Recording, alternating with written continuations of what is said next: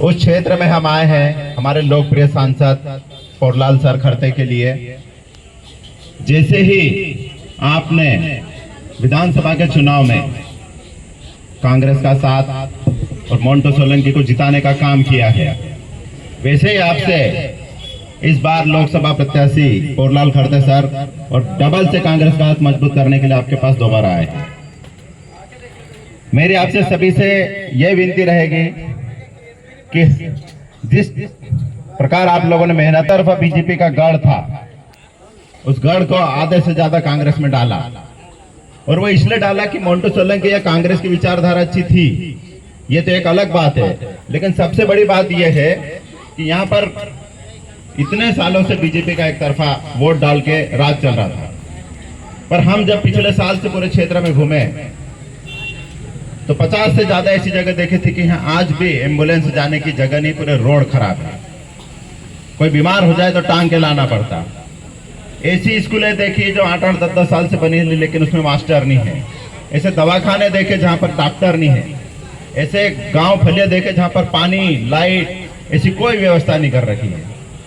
तो लोग बीजेपी से परेशान होके और फिर कांग्रेस की विचारधारा में आए तो मैं आपको विश्वास दिलाता हूँ कि अभी तक हमारे पास कोई फंड नहीं आया है, और जैसे आएगा फंड तो पूरी ताकत के साथ में और पूरी ईमानदारी के साथ में आपके क्षेत्र में काम करके आपकी आने जाने की व्यवस्था, आपकी लाइट की व्यवस्था, आपकी स्कूल की व्यवस्था करेंगे। मैं विधायक बन के एक काम दूंगा एक गांव में, अगर हमारा सांसद बन जाएगा तो एक काम सांसद भी देगा, तो एक गांव में 2-2 काम हो जाएगा। इसलिए आपको पूरी ताकत के साथ मेहनत करके अपने बूथ में जो जितने वोट डले थे इस बार 50 वोट, 100 वोट, 70 वोट, 150 वोट, जितने वोट ज्यादा से ज्यादा डला सकते हो, आपने आपके बूथ मजबूत करके आपको बूथ पे काम करना है। मैं यहाँ पर हमेशा देखता रहता हूँ, यहाँ पर नवाड़ के पट्टे 70-80 साल देश हमारा आजाद हो गया है। नवाड़ के पट्टे के लिए लोग आज भी भटकते हैं। हम चुनाव जीते और सबसे पहले हमने सवाल विधानसभा में लगाया था कि हमारे क्षेत्र में नवाड़ के पट्टे बाकी है, वो किस कारण से निरस्त हुए। तो उन्होंने जवाब दिया है कि ऑनलाइन पंजीयन या प्रस्ताव इस वजह से इनके खारिज करके इनके नवाड़ के पट्टे नहीं दिए। अभी हमने पूरी इनकी जानकारी इकट्ठी कर ली है। चुनाव जैसा होगा, सर के पास टाइम रहेगा, सर जीतेंगे, मैं जीता हुआ हूँ, पूरे क्षेत्र में हम घूमेंगे और पूरे हो सके तो पैदल यात्रा निकाल के पूरे क्षेत्र के नवाड़ के पट्टे जो बचे हुए हैं उन पट्टों के लिए लड़ाई लड़ेंगे और हमारे लोगों को पट्टा दिलाएंगे। 2014 से पहले जब कांग्रेस की सरकार थी हमारे देश में, तब नवाड़ के पट्टे दिए थे मोदी जी। जब से हमारे देश के प्रधानमंत्री बने हैं तब से वो आदिवासी को खत्म करने की बात कर रहे हैं। आज तक भी उन्होंने कोई नया पट्टा नवाड़ का दिया नहीं। आप देख लेना कि पहले जब सरकार कांग्रेस की सरकार थी तो 200, 400, 500, 1000 लोगों को पट्टे मिलते थे। उसके बाद 15, 12, 7, 10 ऐसे लोगों को नवाड़ के पट्टे दिए।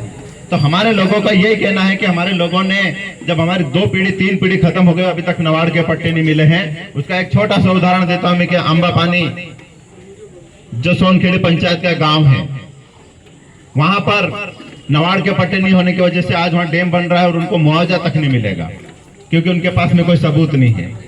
तो ये लड़ाई हम हमारे आदिवासी किसानों के लिए लड़ेंगे।